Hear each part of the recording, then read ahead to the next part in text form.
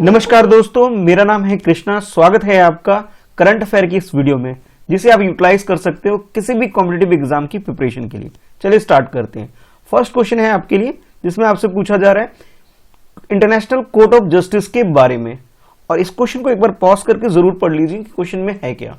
अगर आप first statement देखते हैं तो इसमें आपसे बताया जा रहा है कि इंटरनेशनल कोर्ट ऑफ जस्टिस है एक प्रिंसिपल जुडिशियल ऑर्गन है यूनाइटेड नेशन, और इसकी जो स्टैब्लिशमेंट हुई थी यूनाइटेड नेशन चार्टर के अकॉर्डिंग इसे स्टैब्लिश किया गया था। यानी कि इसके स्टैब्लिशमेंट की और बेसिक डिटेल आपको बताया जा रहा है फर्स्ट स्टेटमेंट के अंदर। सेकंड स्टेटमेंट में आपसे बोला जा रहा है it's settle legal dispute between the state submitted by them. यानी कि दो कंट्री है, स्टेट का मतलब यहां पे इंटरनेशनल लेवल पर कंट्री को बोला जाता है। तो दो कंट्री के बीच में अगर कोई डिस्प्यूट हो रही है तो उससे रिलेटेड प्रॉब्लम को यहां पे सबमिट किया जाता है, और ये बोला जा रहा है deal with the application from the individual and non government organisation. और यहां जो भी केस वगैरह आते हैं किसी भी इंडिविजुअल के द्वारा अगर कोई केस किया जाता है या फिर नॉन गवर्नमेंट ऑर्गेनाइजेशन के द्वारा किया जाता है तो इस तरह के केस को, डिस्प्यूट को डील करता है international court of justice. Third statement में आपसे बोला जा रहा है it gives advisory opinion on legal matter. International level पर एक तरह से एडवाइस देने पर, ओपिनियन देने का काम करती है इंटरनेशनल कोर्ट ऑफ जस्टिस। तो ये कुछ बेसिक चीजें आपको बताई गई हैं इंटरनेशनल कोर्ट ऑफ जस्टिस के बारे में। आपको ये बताना है कि ये जो एजेंसी है, ये एजेंसी जो कि यूनाइटेड नेशन के अंदर बताया जा रहा है आपको कि करेक्ट है या नहीं है। तीनों स्टेटमेंट को ध्यान से देख लीजिए और क्वेश्चन को अटेम्प्ट कर लीजिए। तो ऑप्शन ए में आपसे बोला जा रहा है कि जो फर्स्ट स्टेटमेंट है सिर्फ ये वाला स्टेटमेंट करेक्ट है, और ऑप्शन बी में आपसे बोला जा रहा है कि सेकंड स्टेटमेंट यानी कि इंडिविजुअल और नॉन गवर्नमेंट ऑर्गेनाइजेशन यहां पे केस फाइल कर सकते हैं, ये आपसे बताया जा रहा है दो statement correct according option B के अकॉर्डिंग। और सी में आपसे बोला जा रहा है फर्स्ट और ये थर्ड, ये दोनों स्टेटमेंट करेक्ट है, और ऑप्शन डी में आपसे बोला जा रहा है ये तीनों ही स्टेटमेंट बिल्कुल करेक्ट है। तो करेक्ट स्टेटमेंट आपके अकॉर्डिंग क्या है, क्वेश्चन को अटेम्प्ट कर लीजिए। इंटरनेशनल कोर्ट ऑफ जस्टिस की बात करें, इसे 1945 में इसे स्टैब्लिश किया गया था। इनिशियली जो इसे स्टैब्लिश किया गया था सैन फ्रांसिस्को यानी कि यूनाइटेड स्टेट में इसे स्टैब्लिश किया गया था। बाद में इसे 1946 के अंदर इसे नीदरलैंड, जिसे हॉलैंड भी हम बोलते हैं, वहां इसे शिफ्ट कर दिया गया, और इसका जो भी हेडक्वार्टर कह लीजिए या फिर सेक्रेटरीट कह लीजिए आप, वो अभी आज के टाइम पर हेग के अंदर है। ठीक है, यानी कि इसकी बेसिक चीजें आपको पता लग गई। और इसमें 15 जजेस होते हैं और जो कि अलग अलग कंट्री से सिलेक्ट होते हैं ताकि जो डिसीजन वगैरह देना है वो सारे काम करते हैं। तो आप ये कह सकते हो फर्स्ट स्टेटमेंट जो बेसिक इंफॉर्मेशन आपको दी गई थी इंटरनेशनल कोर्ट ऑफ जस्टिस के बारे में, वो सारी बात बिल्कुल करेक्ट है। अगर हम सेकंड स्टेटमेंट की बात करें, जिसमें आपसे बोला गया कि भी इंडिविजुअल कोई भी इंडिविजुअल या फिर नॉन गवर्नमेंट ऑर्गेनाइजेशन है वो यहां पे अपनी कोई भी पिटीशन फाइल कर सकता है, ये बात गलत है। यहां पे सिर्फ और सिर्फ स्टेट फाइल कर सकता है। स्टेट का मतलब इंटरनेशनल लेवल पे कंट्री है, कि कोई कंट्री किसी दूसरी कंट्री के अंदर अगर कोई डिस्प्यूट चल रहा है तो उसे यहां पे फाइल कर सकती है, और लीगल जो भी मैटर हो सकता है, एक्शन लेना है, वो ले सकती है। तो अब ये कह सकते हो जो सेकंड स्टेटमेंट हमें दिया गया था वो गलत है। और थर्ड स्टेटमेंट की बात करें तो थर्ड स्टेटमेंट बिल्कुल करेक्ट है। यानी कि ये क्या करती है कि इंटरनेशनल लेवल पर एक लीगल ओपिनियन देने का काम करती है, और साथ के साथ एक तरह से एडवाइस वगैरह प्रोवाइड करती है एक कंट्री दूसरी कंट्री को, ताकि कोई भी ऐसा मैटर है वहां पे ठीक तरह से कैसे लॉ एंड ऑर्डर को बना के रखना है, वो सारे काम करने में हेल्प प्रोवाइड करती है। तो अब ये कह सकते हो third statement and first statement तो करेक्ट है, सेकंड स्टेटमेंट गलत है, इसलिए हमारा आंसर सी हो जाएगा। Consider the following statement regarding, अभी ये जो क्वेश्चन है आपके पास London inter bank offered rate के बारे में आपसे क्वेश्चन पूछा जा रहा है। एक रेट है इंटरनेशनल लेवल पर बैंक के बीच में जो ट्रांजैक्शन होता है उसके बारे में क्वेश्चन पूछा जा रहा है, जिसे शॉर्ट में आप LIBOR भी बोल सकते हैं। और उसी के रिगार्डिंग में ये फर्स्ट स्टेटमेंट है जिसमें आपसे बोला जा रहा है ये जो रेट है यानी कि LIBOR, इस रेट के बारे में बोला जा रहा है ये एक इंटरेस्ट रेट है जिसके ऊपर ग्लोबल लेवल पर जो बैंक वगैरह होते हैं एक दूसरे को लोन वगैरह देने का काम करते हैं। और इस लोन का जो टाइम पीरियड होता है शॉर्ट पीरियड के लिए, शॉर्ट टर्म के लिए। शॉर्ट टर्म का मतलब होता है कि less than 1 year, less than 1 year की बात करेंगे तो ये जो बात की जा रही है शॉर्ट टर्म होता है। अगर मोर देन 1 ईयर हो जाएगा तो आप कह सकते हो लॉन्गर टाइम के लिए, ये आपको ध्यान में रखना है। और सेकंड स्टेटमेंट में बोला जा रहा है it is manage by the European central bank, यानी ECB के द्वारा इस रेट को मैनेज किया जाता है, ये सेकंड स्टेटमेंट में आपसे बोला जा रहा है। और थर्ड स्टेटमेंट में बोला जा रहा है ये जो रेट है LIBOR जो रेट है अब नेक्स्ट ईयर से यानी कि 2020 की एंड के बाद से इस तरह का रेट अब नहीं पब्लिश होगा, ये आपको थर्ड स्टेटमेंट में बताया जा रहा है। तो 3 स्टेटमेंट है London inter bank offer rate के बारे में, आपको बताना है कि करेक्ट स्टेटमेंट क्या है। ऑप्शन ए के according first and second statement correct है, ऑप्शन बी के according second and third statement correct है, और ऑप्शन सी में आपसे बोला जा रहा है कि सेकंड एंड थर्ड करेक्ट है, और ऑप्शन डी में आपसे बोला जा रहा है कि तीनों ही स्टेटमेंट LIBOR के बारे में करेक्ट है। तो करेक्ट क्या है आपके हिसाब से, क्वेश्चन को अटेम्प्ट कर लीजिए। तो इस रेट की बात करें, यानी कि London inter bank offered rate की बात करें, जो कि यूज किया जाता है एक बैंक दूसरे बैंक से अगर कोई लोन वगैरह देने का काम करती है, तो रेट ऑफ इंटरेस्ट क्या होता है उसी को ये बोला जाता है, और इस पे बेसिस पे दो बैंक इंटरनेशनल लेवल पर एक दूसरे से लोन वगैरह लेती है लेस देन 1 ईयर पीरियड के लिए। ठीक है, तो आप ये कह सकते हो फर्स्ट स्टेटमेंट बिल्कुल करेक्ट है। अच्छा, सेकंड स्टेटमेंट में आपसे ये बोला गया कि यूरोपियन यूनियन का जो बैंक है वो इस रेट को डिसाइड करने का काम करती है, ये बात गलत है, यानी कि सेकंड स्टेटमेंट गलत है। इस रेट की अगर बात करें तो ये आप कैसे इंटर कॉन्टिनेंटल एक्सचेंज ICE ये इस रेट को डिसाइड करती है, और ये डेली बेसिस पर ये रेट डिसाइड होता है, यानी कि रोज आप कह सकते हो इस रेट को कुछ ना कुछ चेंजेस होते रहते हैं। तो सेकंड स्टेटमेंट हमारा गलत है। और थर्ड स्टेटमेंट की बात करें, जिसमें अभी ये बोला गया कि कुछ स्कैंडल की वजह से, कुछ प्रॉब्लम की वजह से अब ये जो रेट होगा ये पब्लिश नहीं होगा at the end of the 2021, next year के एंड के बाद इस तरह का रेट पब्लिश नहीं होगा। तो आप ये कह सकते हो कि first and third statement correct होने की वजह से हमारा आंसर बी हो जाएगा।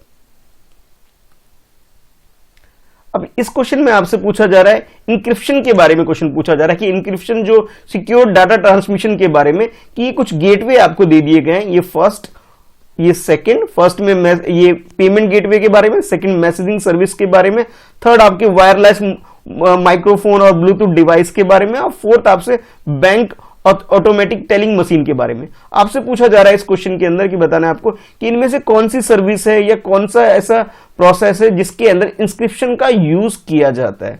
ठीक है, यानी कि अब ये इंस्क्रिप्शन का मतलब आप समझ सकते हैं एक सिक्योर नेटवर्क का यूज किया जाता है, ये आपको बताना है। तो आपके पास इसी के रिगार्डिंग में आपके पास जो ऑप्शन कुछ इस तरह बन जाते हैं कि फर्स्ट, सेकंड, थर्ड बिल्कुल करेक्ट है according to option A. Option B के according first, third and fourth correct है सेकंड को छोड़ करके, और ऑप्शन सी में आपसे बोला जा रहा है कि फर्स्ट को छोड़ दीजिए, बाकी सेकंड, थर्ड एंड फोर्थ ये बिल्कुल करेक्ट है। और ऑप्शन डी के अकॉर्डिंग ये चारों ही जो गेटवे है, चारों ही जो मेथड है यूज किया जाता है इसके अंदर इंस्क्रिप्शन के लिए, डाटा को सिक्योर ट्रांसमिशन के लिए। तो आपके अकॉर्डिंग जो भी आपको लगता है करेक्ट आंसर है, क्वेश्चन को अटेम्प्ट कर लीजिए। तो इस क्वेश्चन में अगर बात करें तो सिंपली इसमें ये होता है कि जब भी हम एक वन यूजर से सेकंड यूजर के पास कोई इंफॉर्मेशन प्रोवाइड हमें करना होता है, तो दो तरह के नेटवर्क होते हैं, एक होता है इनसिक्योर और एक होता है इनक्रिप्टेड, या फिर इसे आप ये भी बोल सकते हो सिक्योर नेटवर्क। ठीक है, इन दोनों में बेसिक डिफरेंस ये होता है कि जैसे आप लोग वेबसाइट वगैरह विजिट करते हैं, तो कुछ वेबसाइट, मान लीजिए कोई भी एक वेबसाइट है जैसे यूट्यूब ही है, तो आप ये लिखते हैं ना youtube.com, ठीक है, ये आपके सामने होता है, इसके आगे www. इस तरह से लिखा होता है, उसके अगर आगे देखेंगे तो आपके पास इस तरह से लिखा आता है HTTPS। जब भी S लिखा हुआ मिलता है आपको, इट मीन्स वो सिक्योर नेटवर्क है। ठीक है, यहाँ पे जो भी डाटा ट्रांसमिशन होता है वो इनक्रिप्टेड होता है। इनक्रिप्टेड का मतलब ये होता है कि वन यूजर से दूसरे सिक्योर यूजर, दूसरा भी यूजर है, उनके पास जो इंफॉर्मेशन जाती है बीच में इसे ब्रेक नहीं होती, कोई इसे मिसयूज नहीं कर सकता। बट अगर आप कोई भी वेबसाइट विजिट करते हैं और जिसमें HTTP है, सिर्फ S नहीं है, तो इनसिक्योर है, यानी कि यूजर और जो भी फर्स्ट यूजर और जो सेकंड यूजर है इनके बीच में ये कहीं पे भी ब्रेक हो सकता है, कोई भी इसका मिसयूज कर सकता है। तो अब ये सिक्योर नेटवर्क क्या है इसके बारे में आपको पता होना चाहिए। और ये जो प्रोसेस है कि जिसके बीच में ये इंक्रिप्शन हो जाता है इसी को यूज किया जाता है आजकल, जैसे व्हाट्सएप आप लोग यूज करते हैं या कोई भी मैसेजिंग ऐप यूज करते हैं, उसमें भी इंक्रिप्टेड होता है। इसके अलावा जो बैंकिंग का डाटा जो होता है, हम ऑनलाइन ट्रांजेक्शन वगैरह करते हैं या कोई भी गेटवे जो पेमेंट के लिए यूज करते हैं, उसके अंदर भी इस सर्विस का इस्तेमाल किया जाता है। इसके अलावा जो हम लोग बाकी नॉर्मल काम यानी कि मोबाइल नेट को यूज करते हैं, कोई वायरलेस डिवाइस को यूज करते हैं, उन सारी चीजों में, यानी कि जो चारों मेथड आपको दे रखे, सबके अंदर इंक्रिप्टेड प्रोसीजर का यूज किया जाता है, ताकि बीच में कोई भी डाटा मिसयूज ना हो जाए। कोई जैसे आप किसी को कोई मैसेज भेज रहे हैं, किसी आप ए पर्सन हैं और किसी बी पर्सन को मैसेज भेज रहे हैं, तो जो भी आप लिख रहे हैं सिवाय सिर्फ बी को ये दिखाई देगा, बीच में कहीं पे भी ब्रेक नहीं होगा, इसी को इंस्क्रिप्शन बोला जा रहा है। तो चारों ही मेथड बिल्कुल करेक्ट है, तो आंसर हमारा डी हो जाएगा। अब इस क्वेश्चन में आपसे वेटलैंड इंटरनेशनल के बारे में क्वेश्चन पूछा जा रहा है, और उसके रिगार्डिंग में यहाँ पे 3 स्टेटमेंट आपको दे दिए गए। ये फर्स्ट स्टेटमेंट है जिसमें ये बोला जा रहा है कि ये वेटलैंड होता है, ये नॉन फॉर प्रॉफिट एक ऑर्गेनाइजेशन है, और जो कि फुल्ली डेडिकेटेड आप बोल सकते हो conservation and restoration of wetland. Wetland area जो इंटरनेशनल लेवल पे जितने भी हैं उनको एक तरह से प्रोटेक्शन के लिए ये काम करती है, और ये प्रॉफिट बेसिस पे काम नहीं करती है, नॉन फॉर प्रॉफिट ऑर्गेनाइजेशन आप बोल सकते हो। सेकेंड आपसे बोला जा रहा है कि ये जो ऑर्गेनाइजेशन कह लीजिए, ये जो वेटलैंड इंटरनेशनल है, ये इसका यूनाइटेड नेशन इन्वायरमेंट प्रोग्राम के अंदर इसे एक तरह से ऑब्जर्वर का स्टेटस मिला हुआ है, ये आपसे सेकंड स्टेटमेंट में बोला जा रहा है। और थर्ड स्टेटमेंट में बोला जा रहा है कि ये क्या करता है, it promote protection of wetland along. अब ये जो होता है क्या करता है कि वेटलैंड एरिया जितने भी इंटरनेशनल लेवल पे उन सबको प्रमोट करता है, उनके प्रोटेक्शन करता है, वो सारे काम करता है ताकि जो फ्लाई रूट जो माइग्रेटिव वर्ड्स वगैरह का होता है वो बना रहे। यानी कि आप लोग जानते ही होगी कि भी बहुत सारे वर्ड हमारी कंट्री में साइबेरिया वगैरह एरिया से हमारी कंट्री में चिल्का लेक के आसपास और ये फिर राजस्थान में भरतपुर सेंचुरी के आसपास अलग अलग जगह से आते हैं। ठीक है, तो इनका जो रूट जहां से भी ये वेट रूट होता है उनको सिक्योर करने का, उनको प्रोटेक्शन करने का भी ये काम करता है, ये आपसे बोला जा रहा है। ठीक है, तो ये आपके पास ऑप्शन बन जाते हैं अब ये कि ऑप्शन ए के according first and second statement correct है, ऑप्शन बी के according first and third statement correct है, और ऑप्शन सी में बोला जा रहा है कि सेकंड एंड थर्ड स्टेटमेंट ये वाला है। ठीक है, ये करेक्ट है। और ऑप्शन डी में आपसे बोला जा रहा है कि ओनली जो थर्ड स्टेटमेंट है, ये वाला जो स्टेटमेंट है, सिर्फ ये करेक्ट है। तो वेटलैंड इंटरनेशनल ऑर्गेनाइजेशन को ध्यान में रखते हुए आपको बताना है कि करेक्ट स्टेटमेंट क्या है।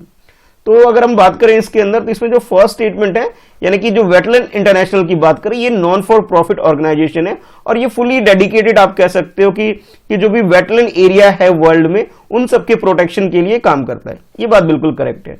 अच्छा, सेकंड में आपसे ये बोला गया कि ये जो वेटलैंड इंटरनेशनल है, इसे एक तरह से यूएन के अंदर, यूनाइटेड नेशन के अंदर बोला जा रहा है कि ऑब्जर्वर का स्टेटस है इसका।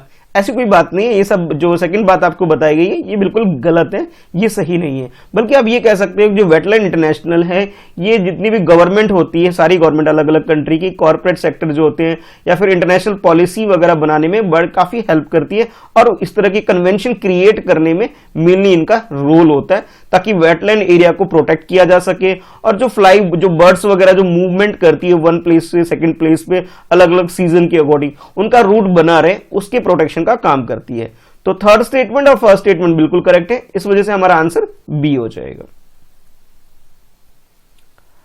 इस क्वेश्चन में आपसे ड्राई आइस के बारे में क्वेश्चन पूछा जा रहा है और पहले आपसे ये बताया जा रहा है कि ड्राई आइस जो है एक तरह से solid form of carbon dioxide है, ये आपको बताया जा रहा है। उसके बाद आपसे ये बोला जा रहा है कि जिसके एप्लीकेशन का मतलब है इसका यूज क्या है ड्राई आइस का, इसके बारे में आपसे क्वेश्चन पूछा जा रहा है।